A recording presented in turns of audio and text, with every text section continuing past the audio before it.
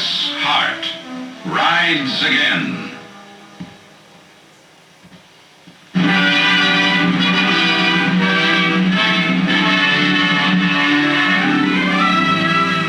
The history of the motion picture.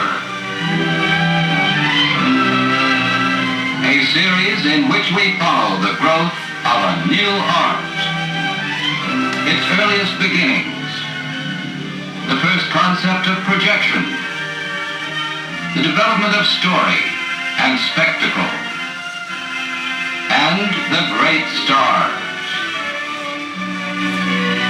All a part of the history of the motion picture.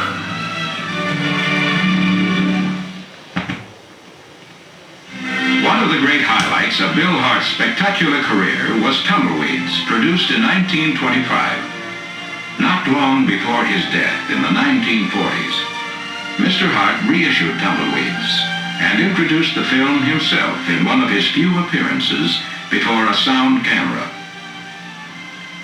The story of Tumbleweeds marks one of the greatest epochs of our American history. It tells of the opening of the Cherokee Strip in the year 1889.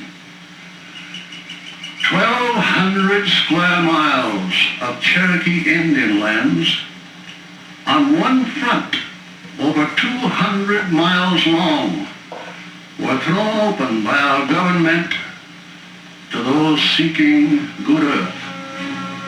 Thousands upon thousands of them. The grangers, the homesteaders, the settlers, all awaiting that magic sound, the firing of the cannon that was to send them on their way in that mad search for new homes. In Tumbleweeds, Hart plays a rancher who has been framed and imprisoned to prevent him from staking his own claim. He has a plan to break out of the stockade and has arranged to have his horse standing by.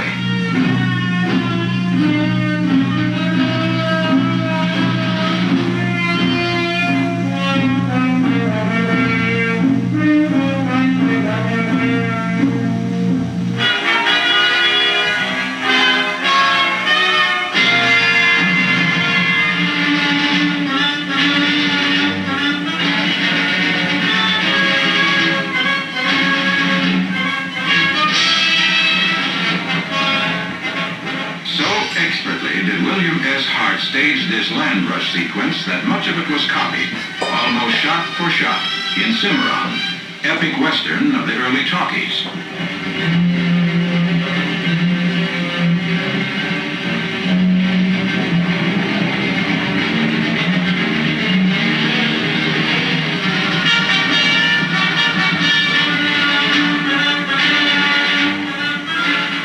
This historic event actually took place on April 22nd, 1889, at high noon.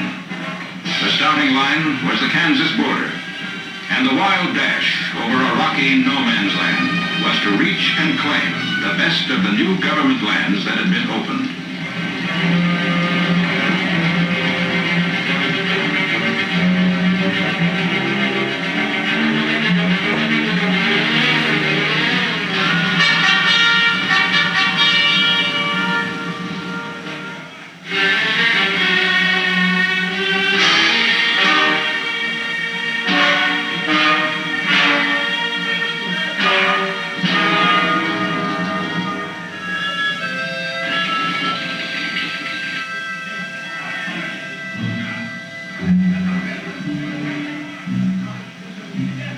When Tumbleweeds was made, Hart was nearing 60.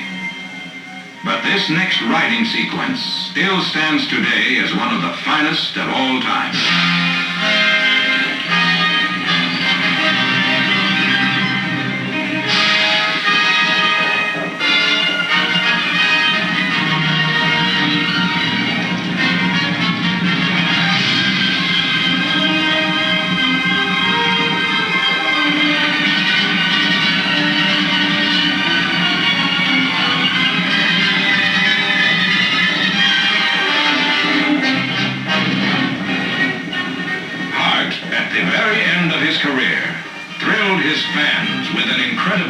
display of horsemanship.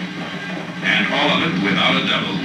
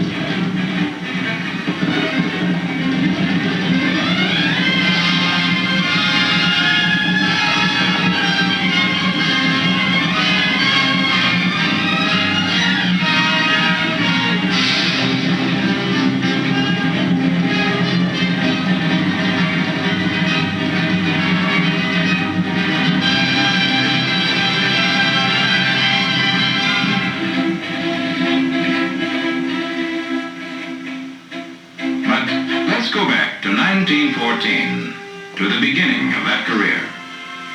Then, as writer, director, and star, Hart had begun to create a new kind of Western based to a large degree on his own experiences. He knew the American Indian, the hardships of cattle drives,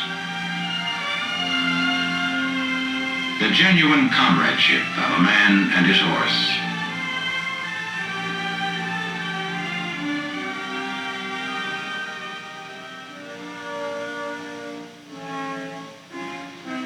To audiences throughout the world, Hart represented strength and integrity.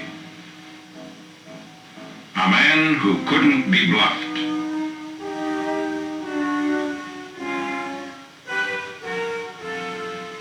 Few of today's so-called adult westerns have themes more outspoken than William S. Hart's of 50 years ago.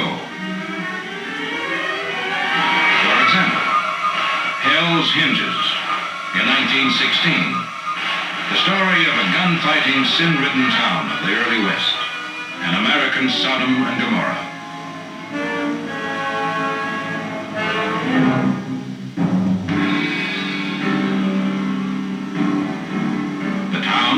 Dominated by two men. Hart, as the gunfighter, Blaze Tracy. And Silk Miller, owner of the Palace of Joy Saloon, as well as most of the rest of the town.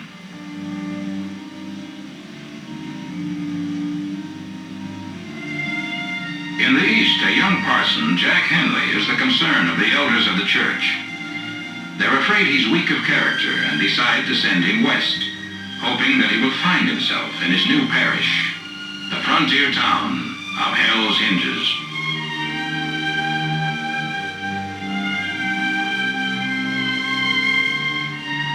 Accompanying Parson Henley is his sister, Faith.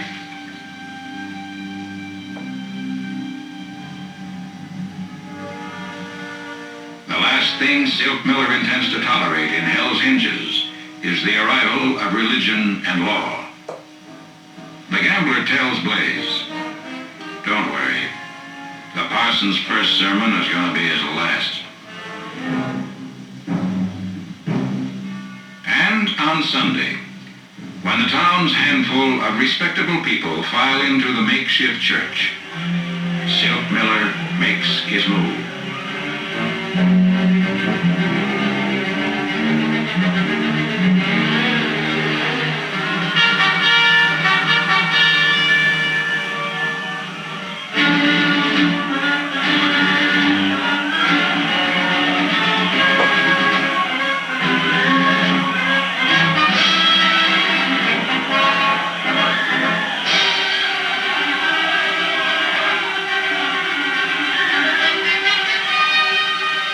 Basic turning point in many of the Hart pictures. The hero, Bad on the outside, but good on the inside. Reformed by the recognition of virtue in others. Hart often interwove romantic love and deep religious feeling in his scripts.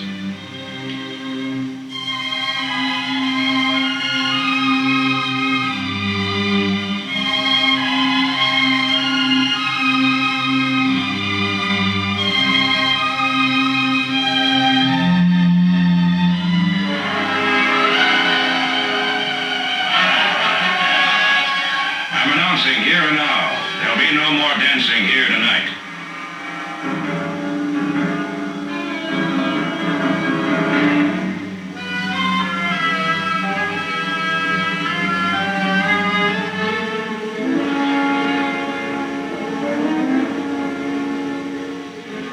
The subtitles on the Hart Westerns had a recognizable flavor.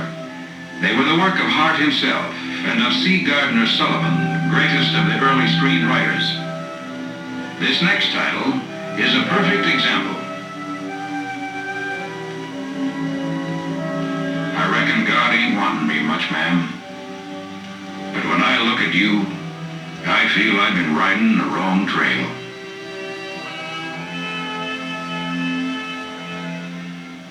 Hart's heroine here is Clara Williams. As Bill grew older, however, like many of today's stars, he turned more and more to younger and breathtakingly beautiful leading ladies, Anna Q. Nilsson, Eva and Jane Novak.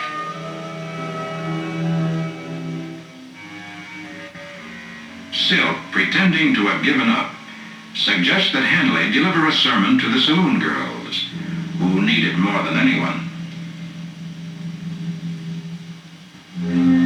Henley takes the bait, foolishly thinking he is serving his holy cause. His most attentive listener is Silk's girl Dolly, queen of the dance hall.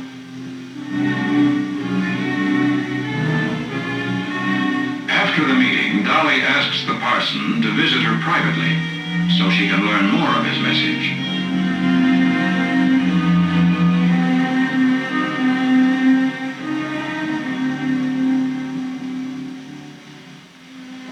Meanwhile, with Blaze helping, Hell's Hinges goes about building a church.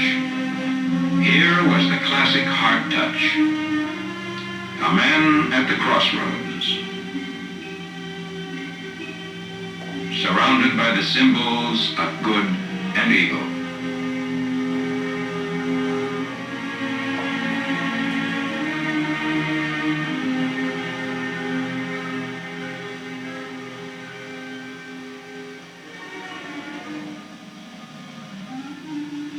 In contrast, Henley, beguiled by Dolly, turns towards sin.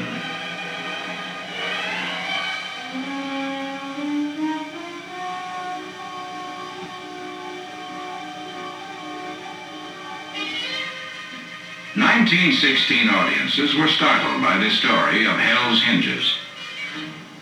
The daring theme of a minister not evil in himself, but weak-willed and lured to evil by others, is strangely parallel to Somerset Maugham's story, Rain, set in the South Seas, and done later in the movies as Sadie Thompson.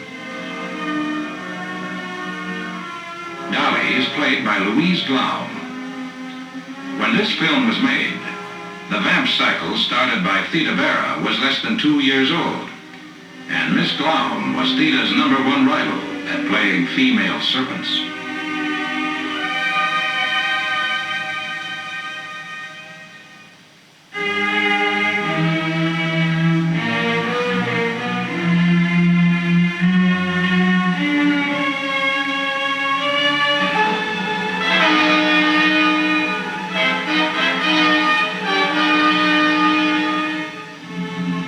On the Sunday of the first service to be held in the new church, Blaze and Faith hear of Silk's ugly joke.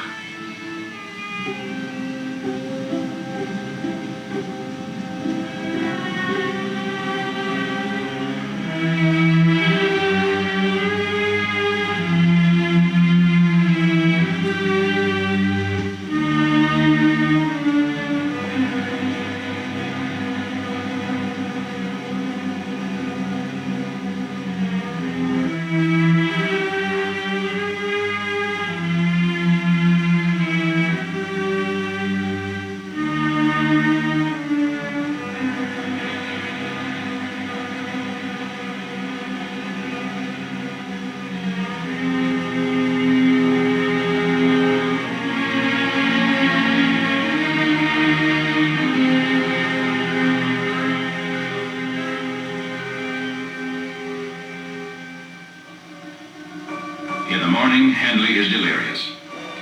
Faith is totally unable to reason with him. And Blaze goes to the next town for the doctor.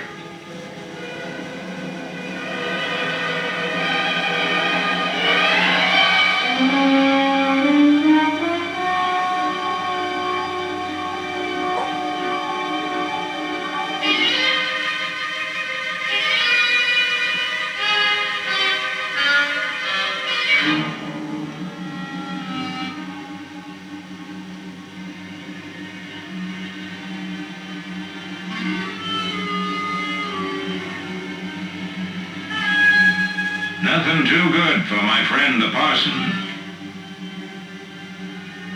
Drinks on the house.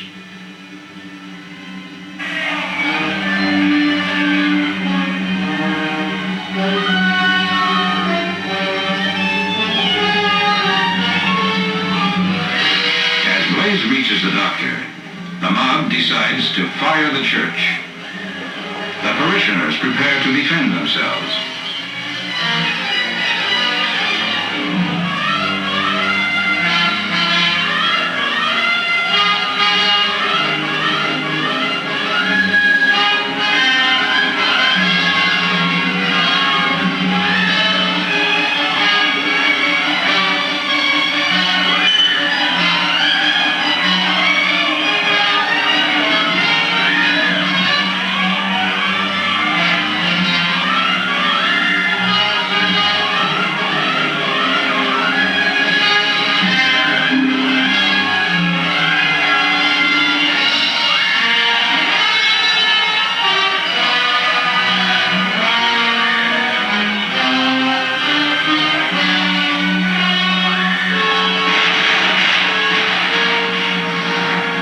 Finally, in desperation, the churchmen open fire.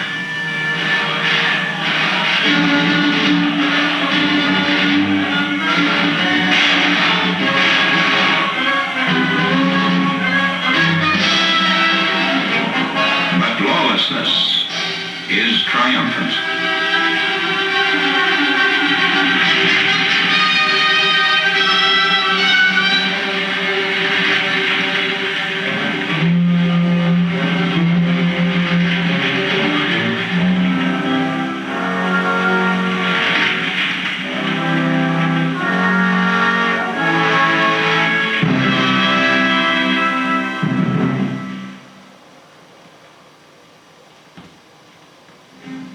Blaze is on his way back to Hell's Hinges with the doctor, not knowing it's already too late to save Parson Henley.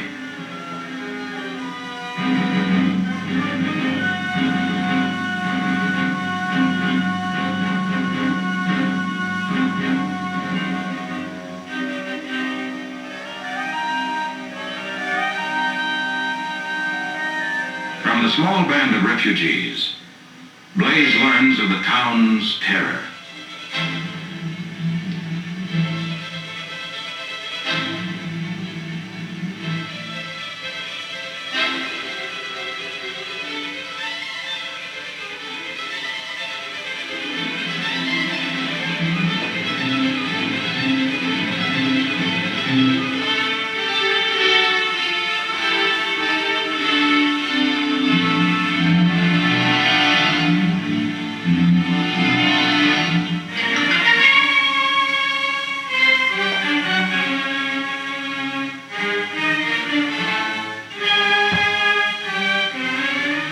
Like an apostle of vengeance, Blaze advances on the citadel of crime.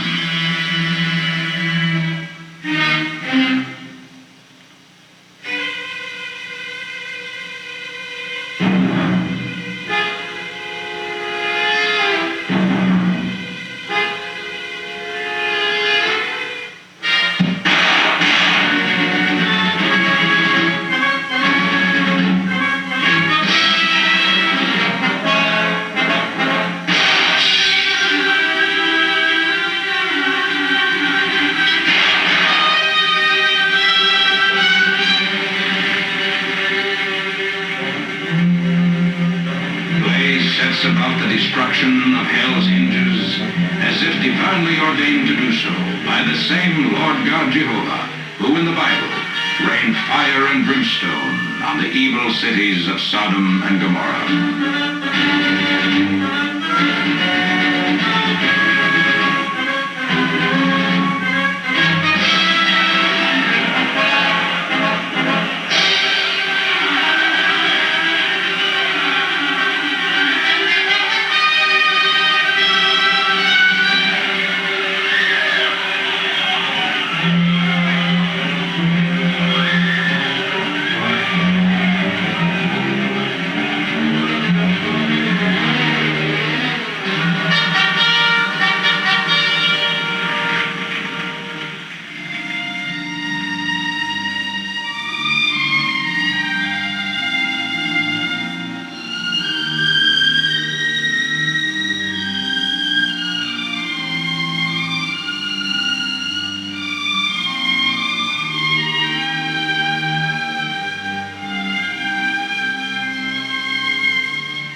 William S. Hart continued to turn out strong films like Hell's Hinges till the mid-1920s. By the time he retired, he had ridden through 67 features. When he faced the cameras to introduce the reissue of Tumbleweeds, he also said farewell to the movies and to his admirers. It was one of the most unusual moments the screen has ever known. A man delivering his own obituary.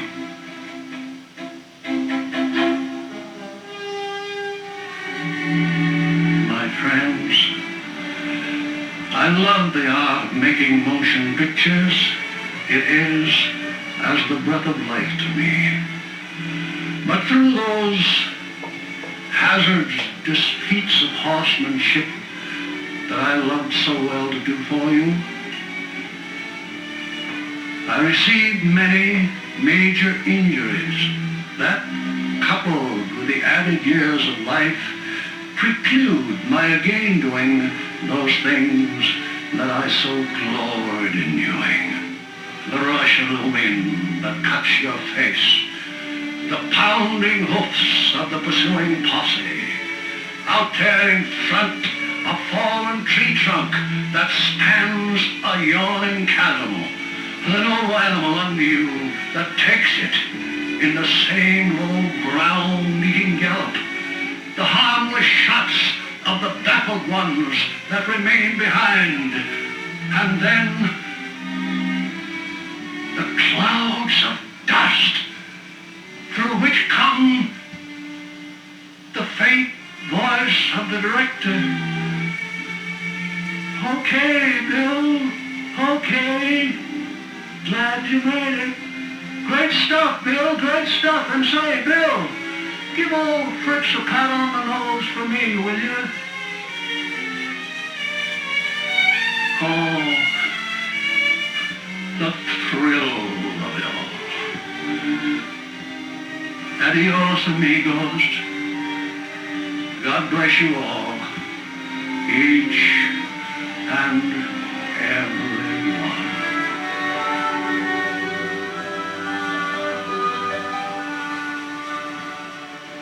William S. Hart died in Los Angeles Hospital on June the 23rd, 1946.